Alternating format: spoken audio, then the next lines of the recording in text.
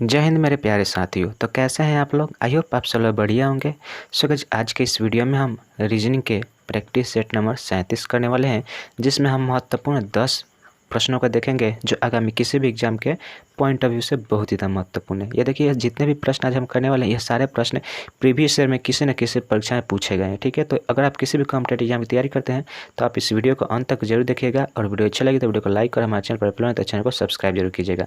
और आप कोशिश कीजिएगा कि आप जितना हो सके आप इन सारे क्वेश्चन को आप अपने से हल करें। ठीक है, और वीडियो के अंत में जरूर बताइएगा कि आप इन सारे प्रश्नों में से कितने प्रश्नों का जवाब आप अपने से खुद से दे सकते थे। ठीक है, तो चलिए अब बिना देरी के वीडियो को स्टार्ट करते हैं। तो देखिए, यहाँ पे पहला नंबर प्रश्न हमारा है कि एक लड़के की तस्वीर की ओर इशारा करते हुए मोहन ने कहा, वह मेरी माँ के पति का भाई है। ठीक है, तो वह लड़का मोहन से किस प्रकार संबंधित है। ठीक है, देखिए क्वेश्चन आपको अगर एक बार में समझ ना आए तो आप क्वेश्चन को रिपीट कीजिएगा, क्वेश्चन को दोबारा पढ़िएगा, आपको क्वेश्चन का लैंग्वेज पता लग जाएगा। ठीक है, देखिए क्वेश्चन बोल रहा है कि एक लड़के की तस्वीर की ओर, तो देखिए मान लीजिए यह लड़का है और इस लड़के की तस्वीर की ओर इशारा करते हुए मोहन जो है, यहाँ पे हम लिखेंगे कि मोहन ने कहा कि वह मेरी, यह जो लड़का है वह मेरी माँ यानी मोहन की माँ, तो मोहन की माँ के पति यानी कि मोहन का कितना कौन हो गया, मोहन का पिता हो गया। ठीक है, और पिता का जो भाई है यह तस्वीर वाला लड़का है। ठीक है, तो यह जो बताना है कि यह जो लड़का मोहन से किस प्रकार संबंधित है। तो देखिए मोहन के पिता का भाई क्या लगेगा, मोहन का चाचा लगेगा। ठीक है, तो चाचा लगेगा। ऑप्शन नंबर डी जो है इस क्वेश्चन का बिल्कुल राइट आंसर हो जाएगा, मोहन का वह लड़का जो है चाचा लगेगा। ठीक है, हमें उस लड़के का रिलेशन बताना था। ठीक है, अगर मोहन का रिलेशन बताना होता तो मोहन जो है उसका भतीजा लगता। ठीक है, परंतु हमें लड़का का रिलेशन बताना है, तो लड़का का रिलेशन क्या हो जाएगा, चाचा हो जाएगा। ठीक है, तो ऑप्शन नंबर जो डी है इस क्वेश्चन का राइट आंसर हो जाएगा। चलिए अब बढ़ते हैं नेक्स्ट प्रश्न की ओर। तो देखिए दूसरा नंबर हमारा प्रश्न देखिए क्या है। दूसरा नंबर प्रश्न बोल रहा है कि उस विकल्प का चयन कीजिए जो चौथी संख्या से उसी प्रकार संबंधित है जिस प्रकार पहली संख्या दूसरी संख्या से संबंधित है और पांचवी संख्या छठवीं संख्या से संबंधित है। ठीक है, जैसे कि बोल रहा है, देखिए 12 से किस प्रकार से जो है 12 से 216 जो है किस प्रकार संबंधित है, और यह 24 है, यह जो 1728 है, यह किस प्रकार संबंधित है, यह हमें बताना है। उसी हिसाब से बताना है कि तीसरा जो शब्द है, तीसरा कौन सा अक्षर आएगा जिससे यह 729 संबंधित होगा। तो देखिए अगर हम क्वेश्चन के लैंग्वेज के यहाँ पे देखें तो देखिए 12 से 216 बनाया गया है। तो देखिए 216 को अगर आप देखिएगा तो बताइए 216 किसका जो स्क्वायर या वर्ग या क्यूब क्या घन हो सकता है। ठीक है, तो 216 देखिए 216 किसका क्यूब होता है, तो 216 जो है 6 का क्यूब होता है। 6 का क्यूब क्या होता है, 216 होता है। ठीक है, उसी तरह देखिए 6 का क्यूब हुआ है यानी कि 12 का आधा कर दिया गया और उसके बाद उसका क्यूब किया गया। अब देखिए इसी तरह से 24 का अगर आधा कीजिएगा तो 24 का क्यूब 12 होगा, और 12 का क्यूब कीजिएगा तो 12 का क्यूब जो है 1728 आता है। ठीक है, यानी कि यहाँ से जो हमें इसका जो प्रोसेस हमें पता चल गया है, उसी तरह से हमें यहाँ पे लगाना होगा। तो देखिए यह जो 729 है यह कितने का क्यूब है, तो ये 729 जो है यह 9 का क्यूब है। ठीक है, 9 का क्यूब जो है कितना होता है, 729 होता है, और 9 है यहाँ पे लिखा गया है, तो यहाँ पे क्या होगा, यहाँ पे इसका जो दुगुना होगा, तो दुगुना होगा तो यहाँ पे क्या आएगा, तो यहाँ पे 18 आ जाएगा। तो 18 जो है हमारा इस क्वेश्चन का बिल्कुल राइट आंसर हो जाएगा, जो कि ऑप्शन नंबर सी में दिया है। तो 18 जो है इस क्वेश्चन का राइट आंसर हो जाएगा।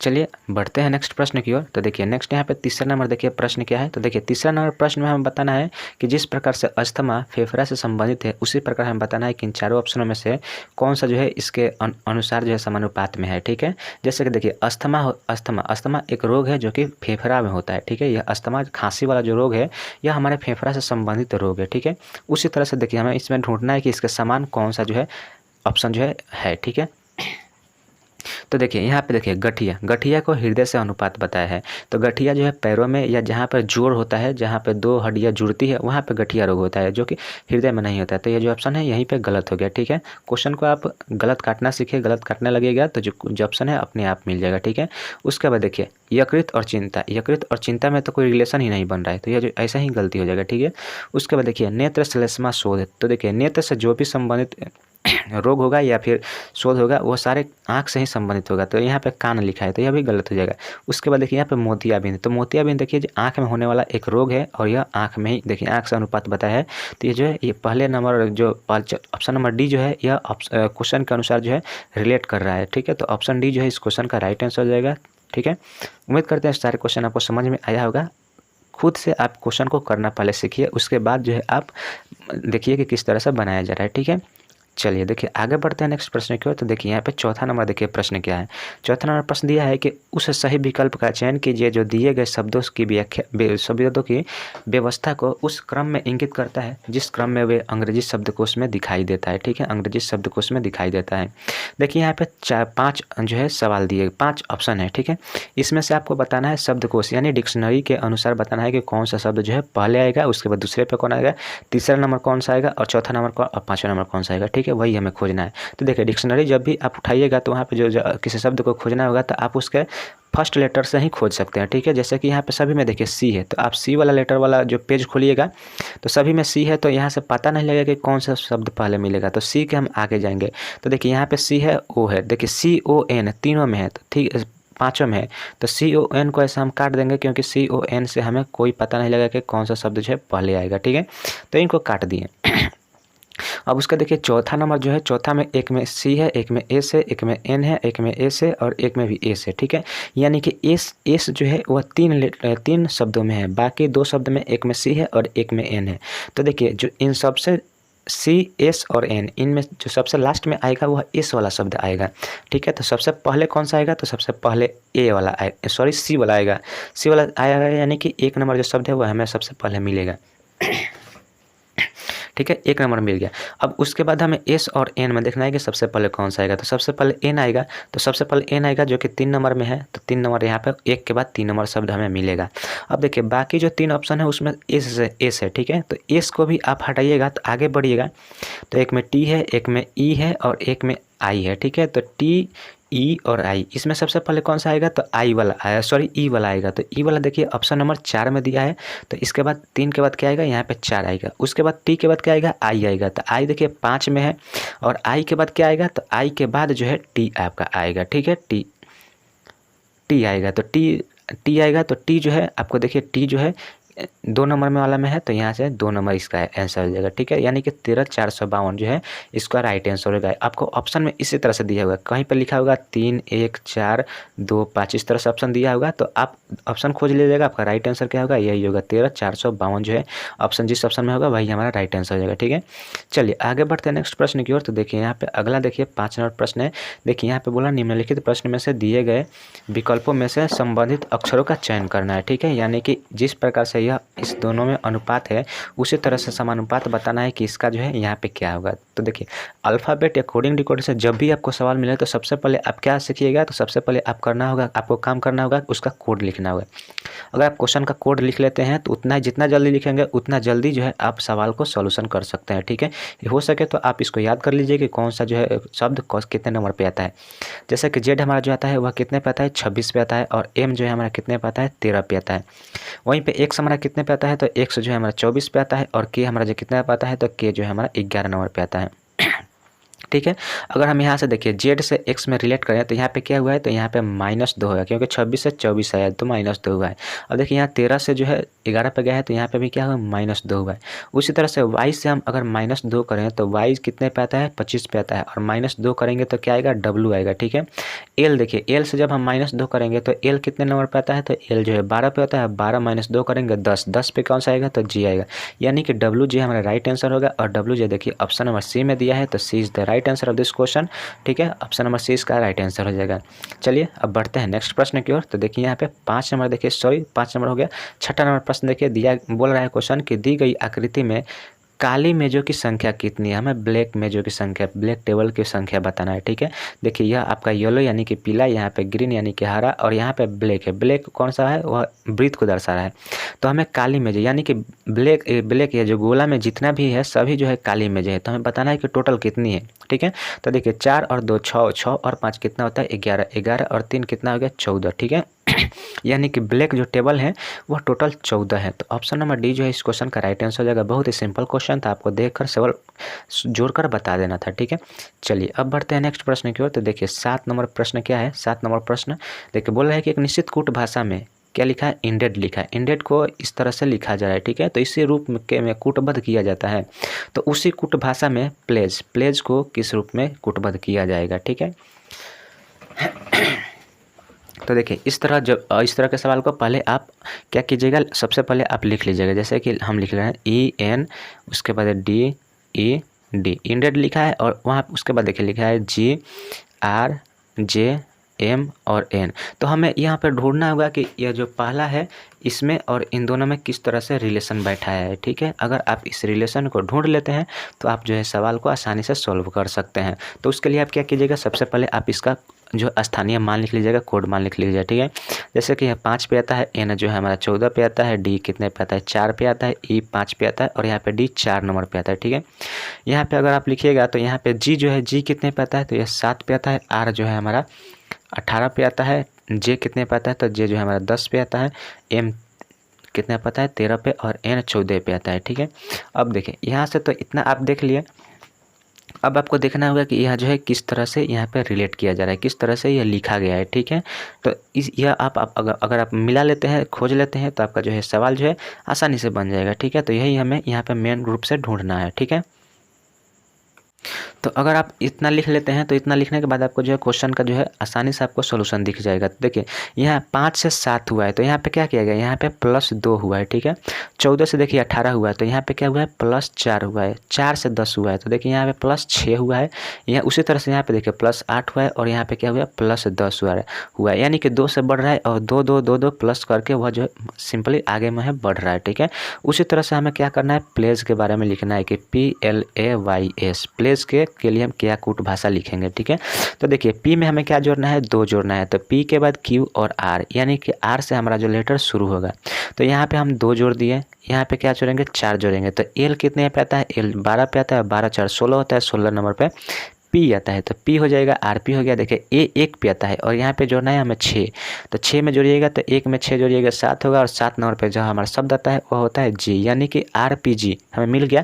तो RPG देखिए 2 ऑप्शन में, एक यह ऑप्शन कट जाएगा और यह ऑप्शन कट जाएगा, बाकी यह दोनों में RPG है। उसके आगे हम देखेंगे क्या होगा, तो यहाँ पे 8 जोड़ेंगे तो Y देखिए Y हमारा कितने पे 25 पे आता है, तो 25 के बाद 26, 26 के बाद 1 2 3 ऐसे करके जाइएगा तो 8 तक जाइएगा। तो 8 में आपका कौन सा शब्द आएगा, जैसे कि देखिए 8 गिनना है तो Z 1 हो गया, A 2 हो गया, B 3 हो गया, उसी तरह से B के बाद C D E F G, यानी कि G आएगा। ठीक है, 8 जोड़ने के बाद यहाँ पे G आएगा तो डबल G हो गया। उसके बाद S में हमें क्या करना है, S देखिए S हमारा 19 पे आता है और 19 में जब आप 10 जोड़िएगा, यहाँ पे 10 जोड़ना था तो 19 में 10 जोड़िएगा तो 29 होगा, लेकिन 29 तक यह जो अल्फ़ाबेट नहीं होता है, अल्फ़ाबेट 26 तक होता है। 26 के बाद हमें 3 और आगे जाइएगा तो ABC मिलेगा, तो C जो मिलेगा 29 नंबर हमारा हो जाएगा। तो देखिए 29 नंबर पे कौन सा आ रहा है, C आ रहा है, यानी कि RPG GGC। तो देखिए यह किस ऑप्शन में है, ऑप्शन नंबर B में दिया है, राइट आंसर हमारा ऑप्शन नंबर जो है B हो जाएगा। ठीक है, तो देखिए आप जहाँ तक हो सके कि आप जो कोडिंग डिकोडिंग का सवाल बनाएं तो आप जो है उसका कोड मान लिखिए, कोड मान लिखते ही जो है सवाल आसानी से बन जाता है। ठीक है, चलिए अब बढ़ते हैं नेक्स्ट प्रश्न की ओर। तो देखिए नेक्स्ट प्रश्न यहाँ पे देखिए 8 नंबर प्रश्न है कि निम्नलिखित प्रश्न में दिए गए विकल्पों में से विषम वर्ण या अक्षरों का चयन करना है। हमें विषम वर्ण या अक्षरों का चयन करना है। ठीक है, तो देखिए आप यहाँ पे देखिए JJLP DDFK, ठीक है, TT VZ RR TX लिखा है। तो देखिए यही हमें यहाँ पे देखना है कि जो सीरीज है यह किस तरह से चल रहा है। तो देखिए यहाँ पे JJ हुआ है तो JJ यहाँ पे इसका अगर मान लिखें तो J 10 पे आता है, यह भी 10 पे आता है और L कितने पे आता है, L जो है हमारा 12 पे आता है और P कितने पे आता है, तो P जो है हमारा 16 पे आता है। ठीक है, तो देखिए यहाँ पे जो है सेम संख्या रही है, इसके बाद यहाँ पे कितना 2 का डिफरेंस है और यहाँ पे 4 का डिफरेंस है। अगर इसके बारे में हम लिखें तो इसका क्या होगा 4 4, उसके बाद F कितने पे आता है, तो F 6 पे आता है और K जो है हमारा 11 पे आता है। तो देखिए यहाँ पे जो सेम है और यहाँ पे कितना है, यहाँ पे सेम है और यहाँ पे 2 का और यहाँ पे कितने का 5 का डिफरेंस है। ठीक है, अगर हम इसकी बात करें तो इसका पे क्या होगा 20 होगा, यहाँ पे 20 होगा और उसके बाद 20 के बाद V कितने पे आता है, तो V जो है हमारा 22 पे आता है और Z कितने पे आता है, Z 26 पे आता है।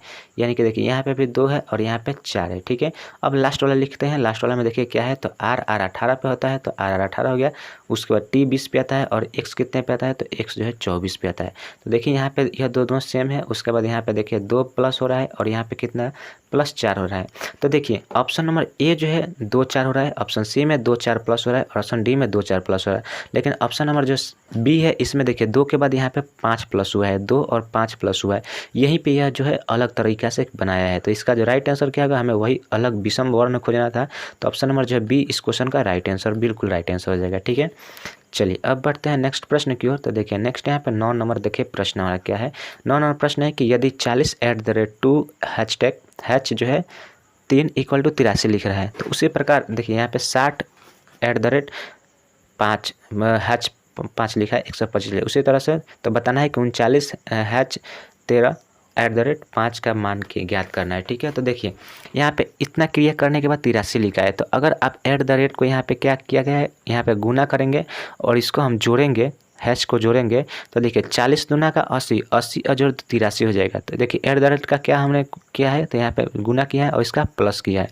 60 दूना का कितना होगा 120, 120 में 5 जोड़िएगा तो 125 होगा। ठीक है, तो उसी तरह से देखिए हैच के लिए हम क्या लिखे हैं, तो हैच के लिए प्लस लिखे हैं और @ के लिए क्या करें, गुना करेंगे। ठीक है, तो 13 × 5 क्या होगा, 13 × 5 65 होगा और 65 में आपको 39 जोड़ना है। तो 13 × 5 65 में 39 जब जोड़िएगा तो 9 × 5 14 के 4 हासिल 1, 9 3 9 और 3 6 और 3 कितना हो गया 9, 9 और 1 हाथ से जोड़िएगा 10, यानी कि 104।